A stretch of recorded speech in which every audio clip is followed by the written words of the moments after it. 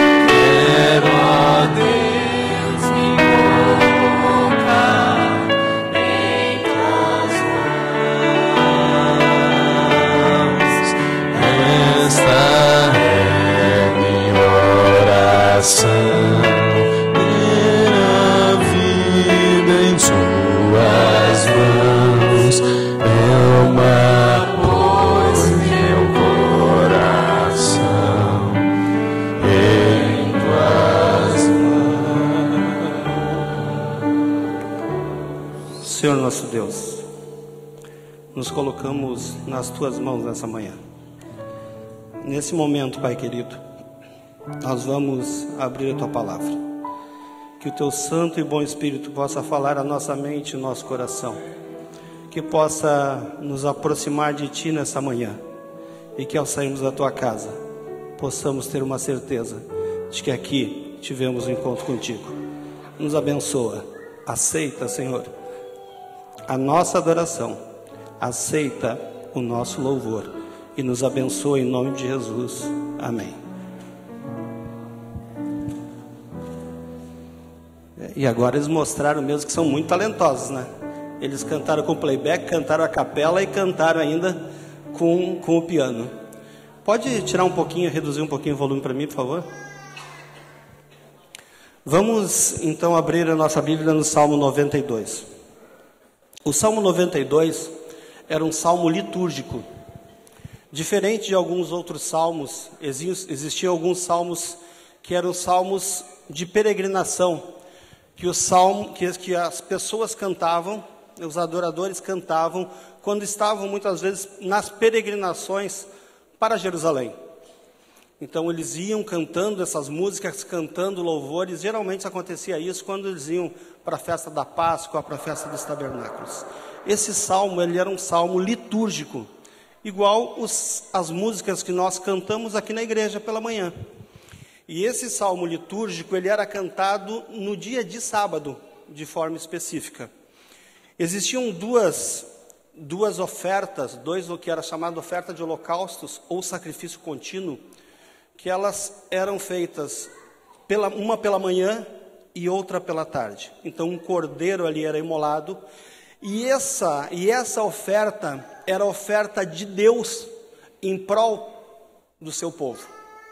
Ali Deus então oferecia o cordeiro pela manhã e oferecia o cordeiro pela tarde.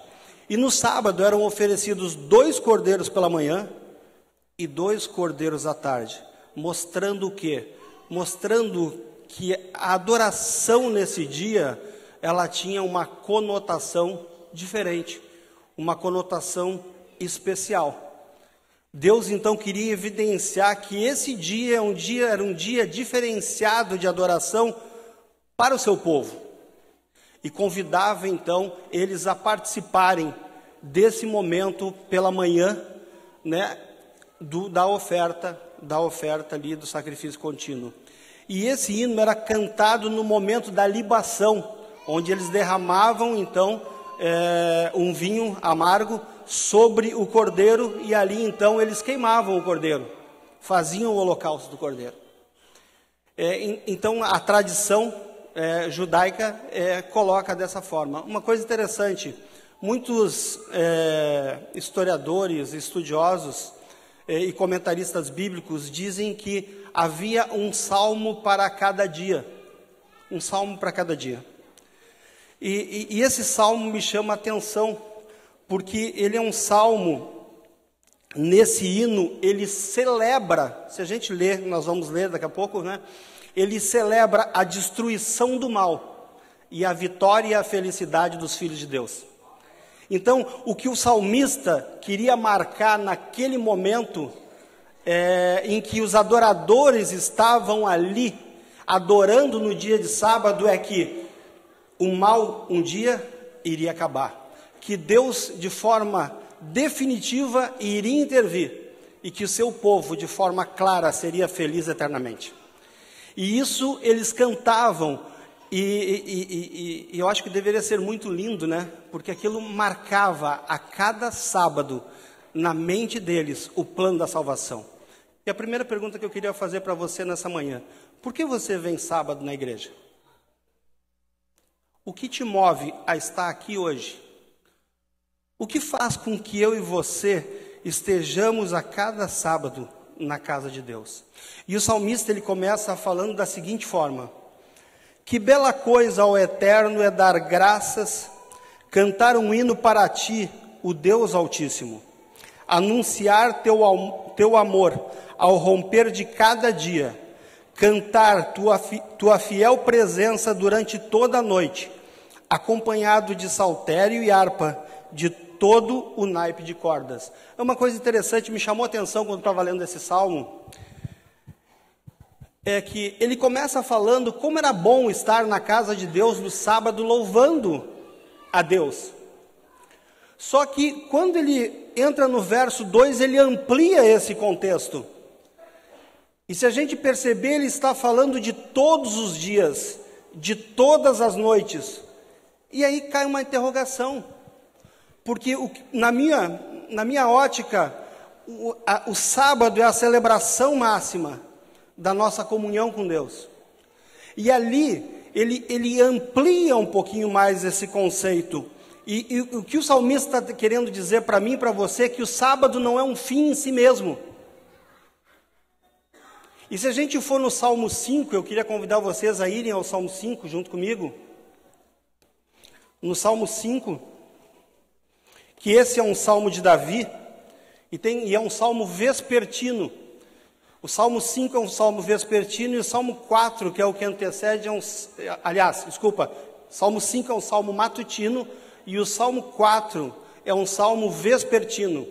Ou seja, esse Salmo 5, ele era cantado pela manhã. E é uma coisa interessante, como Davi expressa no Salmo 5, nessa música que eles cantavam, algumas coisas que devem fazer sentido na minha e na tua adoração, e que fazia sentido na adoração dele, e por isso ele queria compartilhar, ele queria comunicar isso para a igreja, para que os seus irmãos de igreja, para que os seus companheiros de ministério, para que as pessoas que estivessem ali dentro daquele templo, sentissem o mesmo amor que ele tinha para com Deus, sentisse a mesma segurança que ele tinha em Deus, porque Davi era um homem de lutas, era um homem de guerras, e ninguém mais do que ele precisava, nas suas lutas diárias, da proteção de Deus. E ele começa o Salmo 5 dizendo assim: ouve, ó Eterno, por favor, presta atenção. Podes entender essas coisas desconexas, ou seja, os meus gemidos, os meus gritos. Deus, meu Rei, preciso da tua ajuda. E aí ele começa a falar um pouquinho mais. Todas as manhãs tu me ouvirás repetindo isso. Todas as manhãs eu deposito os cacos da minha vida sobre o teu altar, esperando que desça fogo do céu. Em algumas outras versões, essa minha versão é a Bíblia, a mensagem, ela é um pouco diferente. Em algumas outras versões diz: eu apresento a ti a minha oração. Todas as manhãs eu apresento a ti a minha oração. Davi tinha a satisfação, a alegria de estar no templo, no momento do sacrifício contínuo, quando Deus oferecia, o sacerdote ali oferecia o cordeiro em prol da comunidade, tentando marcar ali na mente, fixar na mente do povo de Israel, o que Deus estava fazendo para salvá-los, ou seja, simbolizando ali o sacrifício contínuo de Cristo para a salvação dos seus filhos, daqueles que aceitam a Deus. Todas as manhãs, Davi ia no templo. Ele participava desse momento de adoração. E sabem por quê? Vamos mais adiante um pouquinho, no verso 7. Diz assim: E aqui estou, eu, teu convidado. Ele aceitava o convite de Deus de estar adorando a Deus na sua casa toda manhã. Ele se sentia um convidado de Deus, e por isso ele ia à casa de Deus todas as manhãs. Sabe, como está o nosso culto de adoração e de louvor todos os dias pela manhã? Será que na minha casa, na tua casa, na igreja do lar, o nosso altar está sendo erigido toda manhã? Já parou para pensar nisso? Como está a tua comunhão com Deus diária? Será que você, como Davi, apresenta toda manhã os cacos da sua vida, as suas orações, no altar de Deus? Hoje a igreja não abre todo dia. Não tem esse culto regular, como havia lá na época do santuário. Mas a igreja está no nosso lar. Jesus está na nossa casa. Deus quer ter comigo e com você um relacionamento de intimidade diário. Um relacionamento de intimidade diário. E sabe, Davi, ele saía para as lutas diárias, e que não eram poucas. Quando menino, quando adolescente, ele ia cuidar das ovelhas, e diz a palavra de Deus que ele lutava contra quem? Ursos e leões. Alguém aqui já lutou com um ursinho e com um leãozinho? Não, né? A gente só vê no zoológico. Quando ele foi ficando mais velho, chamaram ele para tocar para o rei Saul. Chegando lá, o que ele encontra? Um gigante, afrontando o povo de Deus. Ele se intimidou? Não. Ele lutou em nome do Senhor. Simples, lutar com um gigante. Eu não consigo, eu acho, talvez ele lutar com uma pessoa de baixa estatura, imagina com um gigante. Fora isso, a partir dali, depois que eles vencem a batalha, que ele vence Golias, Ele começa então a servir a Saul, e em vez de Saul ser agradecido para ele, faz o quê? Persegue ele. E a gente conhece a história. Davi vivia fugindo, se escondendo em caverna, ou seja, o perigo afrontava a vida dele dia e noite. Saul morreu. Agora Davi vira rei, tudo simples a partir daí. Absalão se volta contra o próprio pai. Tenta tomar o reino e matar o rei. Simples a vida dele. Difícil, complicada. Quando tudo estava calmo, infelizmente, os olhos dele veem uma mulher e ele faz uma besteira. Simples a vida de Davi? Não. Sabe, meu querido amigo, meu querido irmão, o que eu queria trazer nessa manhã para você, com esses salmos que a gente está olhando, é que a nossa vida pode ser muito difícil. Cada um de nós temos as nossas lutas, que nem o Elias colocou ali, e não são poucas. E muitas vezes a nossa luta é contra nós mesmos. Nossa vaidade, nosso orgulho, nosso caráter. Sabe, e Davi tinha todas essas lutas. E foi considerado, segundo a palavra de Deus, Deus falou isso, o homem segundo o seu coração. Mas por que isso? Porque Davi, a cada manhã, aceitava o convite de Deus, ia à casa de Deus. E como a gente pode perceber mais adiante aqui, ele diz assim: entrei na tua casa, e aqui estou, de joelhos no teu santuário, aguardando a tua orientação, para atravessar seguro as linhas inimigas. A cada manhã, Davi se colocava de joelhos diante de Deus.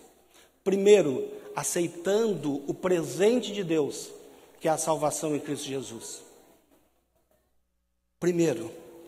Segundo, Davi colocava as suas dificuldades, Davi colocava os seus projetos, Davi colocava os seus sonhos diante de quem? De Deus. E não saía correndo. Ele o quê? Aguardava.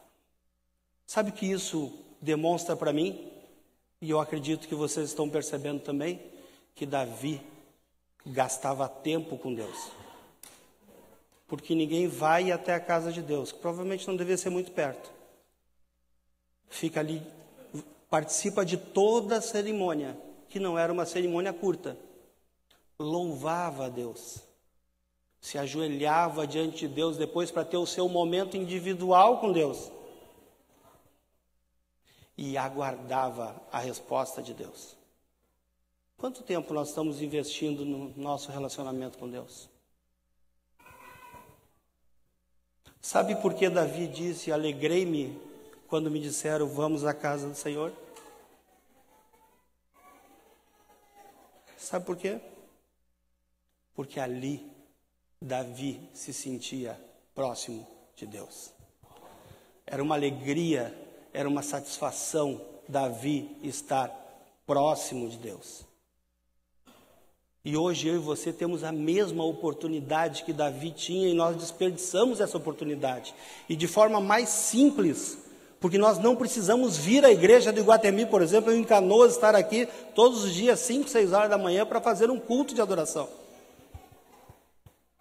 Nós temos a oportunidade de fazer isso dentro da nossa casa, dentro do nosso lar. Sabe, a palavra hebraica para... Dá para diminuir aqui? Isso, obrigado. Para apresento a minha oração, a palavra hebraica é araque, que usa ali apresento, dedico. Alô?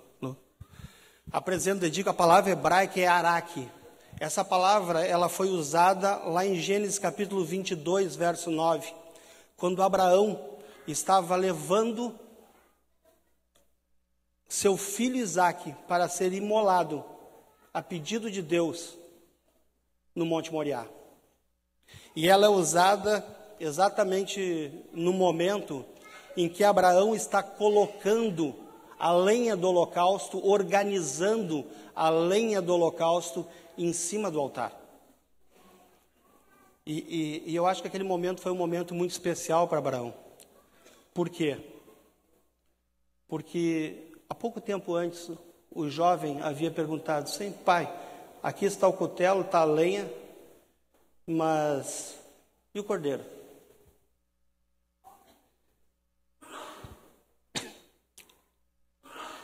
Questão de 20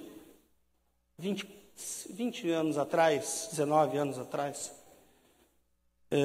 eu tinha a minha filha mais velha, que alguns conhecem, que é a Camila, ela estava na praia com a avó. E nós nunca fomos muito abastados, às vezes tínhamos dificuldade financeira, o dinheiro era curto. E era aniversário dela no sábado, no final de semana. E nós estávamos trabalhando aqui em Porto Alegre, eu e a Maristela. E ela pequenininha, né, tinha que ir para lá, junto com o meu sogro e tal. E a grana estava curta, a verdade é essa, não tinha nem para comprar um presente. E nós estamos indo a Porto Alegre, na casa da minha avó, que fazia aniversário dia 6, a Camila fazia dia 8, faz dia 8, né, está viva ainda, né. A minha avó fazia dia 6, porque minha avó faleceu já.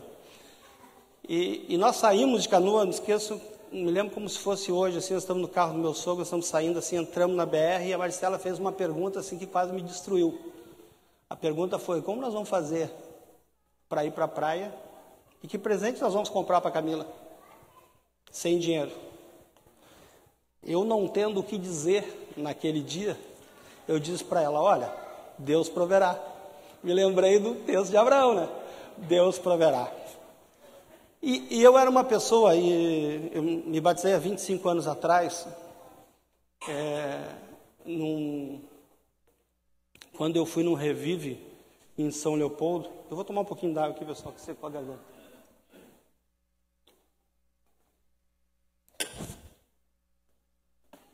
Desastrado. Mas fui num Revive em São Leopoldo, o pastor Bulhão estava pregando. E eu tinha uma revolta com Deus. Porque eu não entendia porque Deus tinha permitido que a minha mãe primeiro contraísse câncer, depois que ela morresse de câncer. Enquanto tanta gente ruim andava por aí. E a minha dúvida era a mesma dúvida que muita gente tem hoje, né? E questiona também. E eu já tinha ido 2 dias no Revive com a minha esposa, e naquele dia eu disse: pô, não vou hoje. E nós temos uma virtude lá em casa, todo mundo é muito chorão. Vocês viram que eu já embarguei a voz agora há pouco, né? Então assim, a gente chora para qualquer coisa. Chora quando está feliz, chora quando está triste, chora quando fica bravo. Então está sempre chorando. E ela chorou. E aquilo me comoveu, me tocou. E eu disse: tá, então vamos. E eu fui aquele dia. Agora, como o Espírito Santo trabalha, não foi por acaso que a minha mulher achou que Deus usou as lágrimas da minha mulher para me levar em São Leopoldo. Porque o tema era o grande conflito naquela sexta-feira à noite. E ali, Deus usou o pastor Bulhão para falar para mim. E naquele dia, eu achava uma bobagem todo mundo levantar e ir lá na frente. E naquele dia, o pastor Bulhão fez um apelo. E a Sonete, à época era cantora, ela cantou. E algo me disse: vai na frente. E eu fui na frente. Sabe, depois dali eu tive estudo bíblico com um irmão da igreja lá, que era muito amigo da família. E ao longo do caminho fui me livrando de algumas coisas que me causavam problema, né? Uma delas eu bebia, né? E acabei aceitando a mensagem. Nesses 25 anos Deus tem muita paciência comigo, assim como tem com cada um de nós. E assim como tinha com Davi. Apesar de todas as falhas, Davi era o homem segundo o coração de Deus. E eu e você podemos nos tornar homens e mulheres segundo o coração de Deus. Sabe, Deus convida a mim e a você a aceitar o convite dele, de fazermos parte, de erigirmos um altar na nossa casa, de fazermos parte do culto de adoração e de louvor a cada manhã.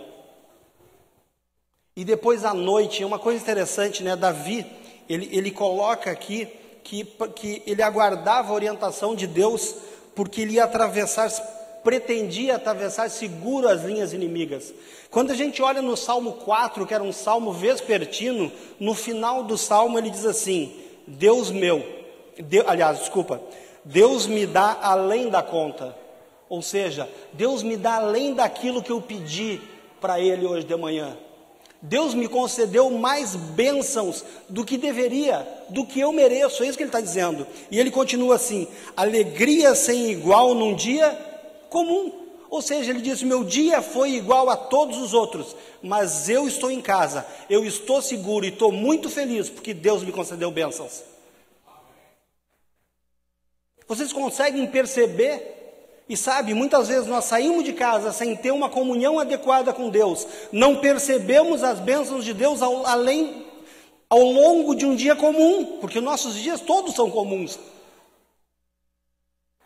Só que nós vivemos na expectativa de que tenhamos dias espetaculares, e muitas vezes nós não somos felizes, só queremos dias espetaculares. E Davi diz o seguinte: olha, Senhor, eu tive um contato contigo no final da noite, legal, eu estou em casa, que bom, estou feliz, porque tu me abençoou mais do que eu devia, mais do que eu merecia. Ele reconhecia isso. Será que nós estamos reconhecendo as bênçãos de Deus na nossa vida, nos dias comuns que nós vivemos? Ou só queremos viver dias espetaculares, fantásticos, além da conta, dias que nunca vão existir? Essa é uma realidade que muitas vezes nós não paramos para avaliar. Sabe, e ele encerra no Salmo 4, dizendo assim: no fim do dia, eu estou pronto para o sono profundo, porque tu, ó Eterno, puseste minha vida em ordem. A palavra araque, ela tem a ver com colocar em ordem. Davi se colocava diante de Deus para que Deus o ajudasse a cada manhã a colocar o seu dia em ordem. Então ele organizava as suas tarefas, as suas atividades, não sozinho. Ele organizava em conjunto com Deus. E por isso, no final do dia, ele era agradecido, porque teve um dia espetacular, apesar de ser um dia comum. Teve um dia feliz, apesar de ser um dia comum. E porque Deus colocou a vida dele em ordem ao longo daquele dia. O convite que o salmista faz, quando colocava esse hino no templo, era que nós colocássemos a nossa vida a cada manhã nas mãos de Deus e reconhecêssemos as suas bênçãos. E sabe por que o sábado não é um fim em si mesmo? Porque ele é o ápice da adoração. A adoração, ela começa no primeiro dia da semana.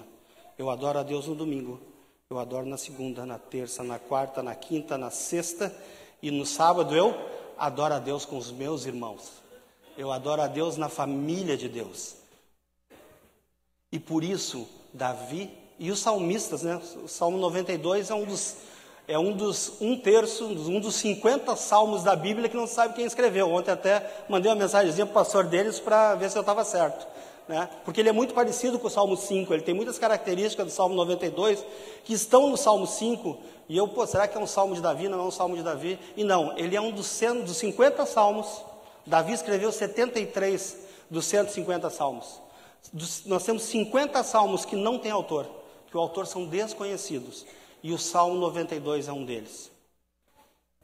E o salmista aqui, ao colocar essa música na congregação, ele convidava a igreja a lembrar que o sábado é o ápice, não o início.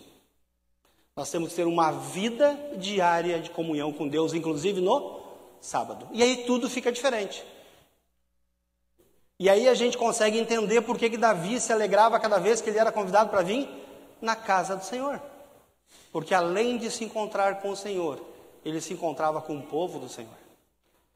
E eles conseguiam então fazer uma adoração congregacional. Sabe, tudo isso, gostaria de voltar ao Salmo 92 com vocês. E eu prometo que já estou terminando. O autor de Hebreus, no capítulo 4, no verso 16, Hebreus 4, 16, ele faz um convite à igreja da época. E o convite é: acheguemo-nos, pois, confiadamente junto ao trono da graça, a fim de recebermos misericórdia e acharmos graça para socorro em ocasião oportuna. Há um convite que é feito à igreja e que se estende a nós hoje, igreja contemporânea, de nos achegarmos diariamente, continuamente, sacrifício contínuo ao trono de graça. Paulo, falando aos Romanos, no capítulo 12, nos versos 1 e 2, só abrir minha Bíblia aqui, Romanos 12, 1 e 2, na minha versão diz assim: portanto, com a ajuda de Deus, quero que vocês façam o seguinte: entreguem a vida cotidiana, ou seja, o dormir, o comer, o trabalhar, o passear, a Deus como se fosse uma oferta. Receber o que Deus fez por vocês é o melhor que podem fazer por Ele. Não se ajustem demais à sua cultura, a ponto de não poderem pensar mais. Em vez disso, concentrem a atenção em Deus. Vocês serão mudados de dentro para fora. Descubram o que Ele quer de vocês e tratem de atendê-lo. Diferentemente da cultura dominante, que sempre os arrasta para baixo ao nível da imaturidade, Deus extrai o melhor de vocês e desenvolve em vocês a verdadeira maturidade. Deus, Paulo, escrevendo à igreja de Roma, e esse texto chega a nós, nos convida a levantarmos, a erigirmos, assim como Abraão fazia, um altar por onde ia, a montarmos um altar no nosso lar. Para que tenhamos a maturidade espiritual que precisamos para ir para as mansões celestiais. Sabe, no Salmo 92, no final, ele diz assim, ó, e eu estou encerrando com essas palavras. Ele diz assim no final: meus ouvidos, porém, satisfazem-se com os sons da promessa. E que promessa era essa? Os bons prosperarão como palmeiras, crescerão como cedros do Líbano, transplantados para o quintal do Eterno. Os bons serão transplantados para o quintal do Eterno. Alguém já transplantou uma planta?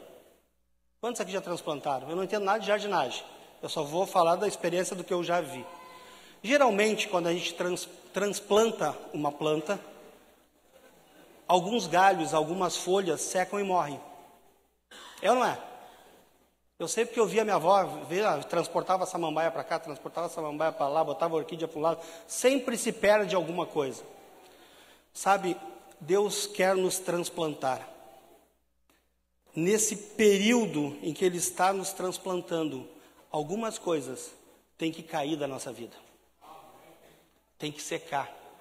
E tem que desaparecer. Eu tenho uma palmeira lá em casa. A palmeira foi morta, nós ganhamos de uma vizinha um presente. E ela é bonita, a palmeira, muito bonita. Aliás, ela cresceu bastante e tal. Só que eu não sou um jardineiro, né? Não sou muito chegado. A única vez que eu tentei fazer isso, passei um mês lá cuidando da grama, molhando a grama, cortando a grama, cuidando da grama, molhando a grama, cortando a grama. Até que um dia deu um vazamento no cano, estragou toda a minha grama, eu tirei a grama e botei piso. Então esse é o estilo de jardineiro que eu sou. Eu não consigo fazer, não sei fazer. Não tenho paciência para fazer isso. Infelizmente, gostaria de ter. Mas essa palmeira é o seguinte, ela vai nascendo a cada período, nasce novas folhas em cima. Mas para que aquelas folhas abram realmente, a gente tem que cortar as que estão morrendo embaixo. Para que ela fique bonita, para que ela fique viçosa. Sabe, Deus está parando essas coisinhas na nossa vida.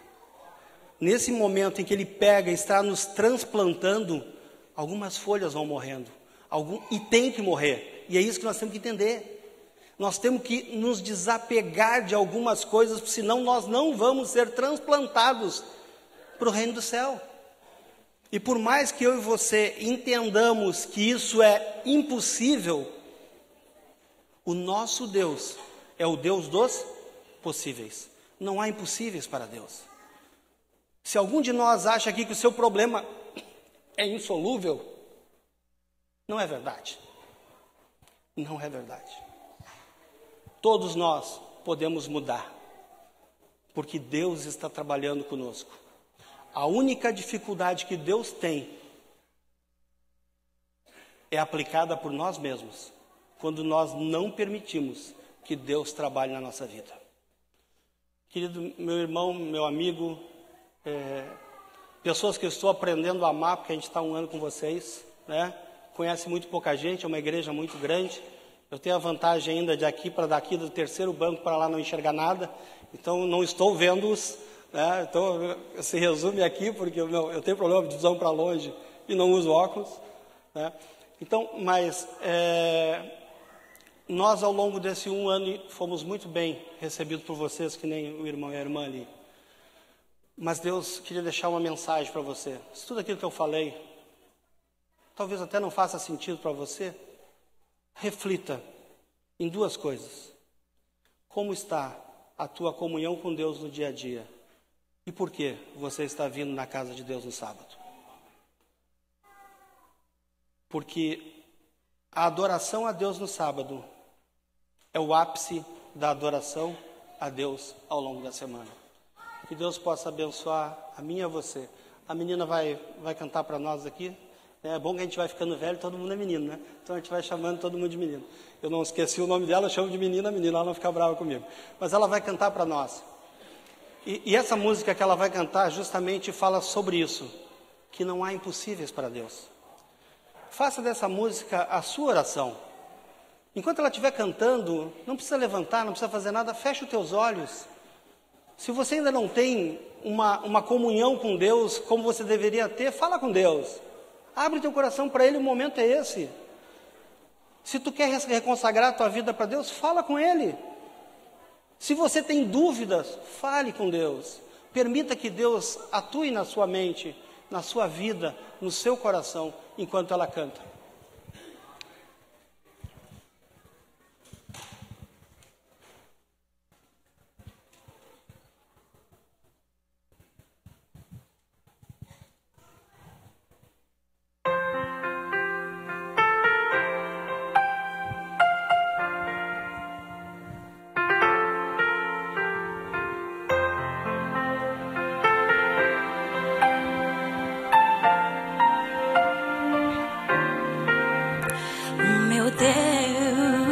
É o Deus o impossível,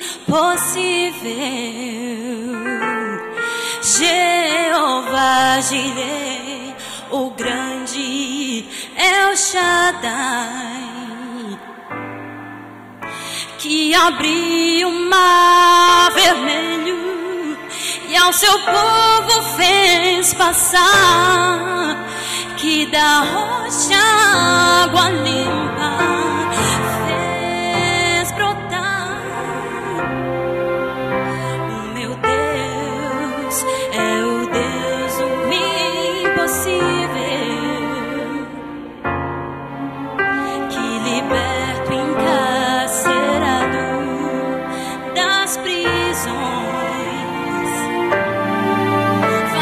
estéril mãe de filhos, restaura a alma do ferido e dilata o amor nos corações, que dá vista aos cegos e aos surdos faz ouvir, faz a tempestade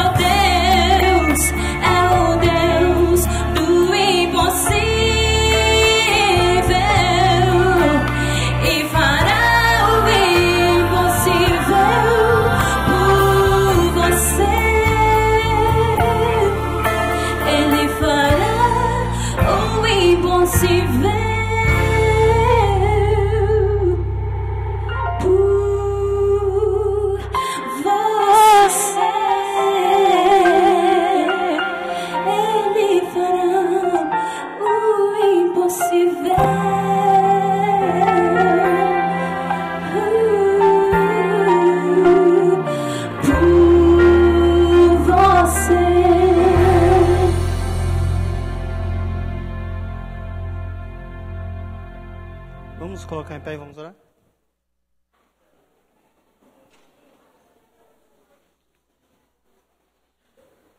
Senhor nosso Deus, obrigado, Pai querido, porque Tu tens a paciência de esperar que venhamos a aceitar o Teu convite a cada manhã para prestarmos culto de adoração e de louvor a Ti. Por favor, Senhor, trabalha nas nossas fraquezas, nos ajuda a entendermos nossos pontos fracos e a termos uma vida de intimidade e relacionamento diário contigo. Para que, como o salmista fala no Salmo 92, possamos estar na Tua casa, cantando hinos litúrgicos, no ápice da nossa adoração, que é o dia de sábado, nos encontrando com nossos amigos, nos encontrando com nossos irmãos, ouvindo mensagens, mas principalmente prestando culto de adoração e de louvor ao Deus Criador do Universo e o nosso Salvador. Que isso possa ser uma realidade na nossa vida, Senhor Deus. Que Tu possa continuar trabalhando com cada um de nós. E que um dia possamos ter transplantados definitivamente para a nova terra. Para um lugar onde não haverá mais dor, não haverá mais tristeza, não haverá mais sofrimento. Que para nós, como seres humanos, se olharmos de forma fria hoje, parece uma utopia. Mas Tu és o Deus do impossível. E Tu faz, Senhor Deus, o impossível para salvar os Teus filhos. Que possamos entender isso, entregar a nossa vida nas Tuas mãos.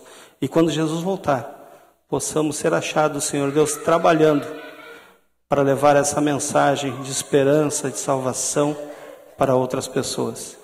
E que possamos estar em pé, de cabeça erguida, dizendo: eis o nosso Deus, a quem aguardávamos. Abençoa a Tua igreja, abençoa o Teu povo. Nos dá um restante sábado na Tua companhia, é o que te pedimos, sem méritos, mas em nome de Jesus. Amém.